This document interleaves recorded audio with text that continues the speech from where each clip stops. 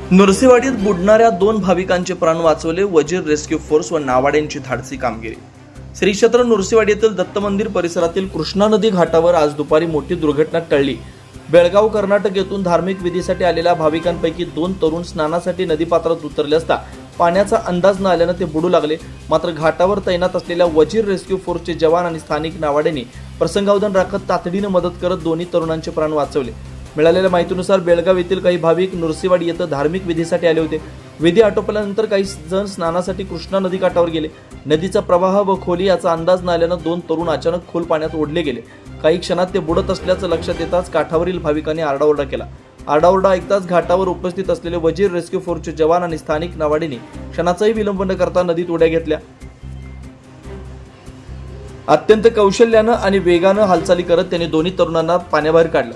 तात्काळ प्राथमिक उपचार देण्यात आले असून सध्या दोघांची प्रकृती स्थिर असल्याची माहिती आहे.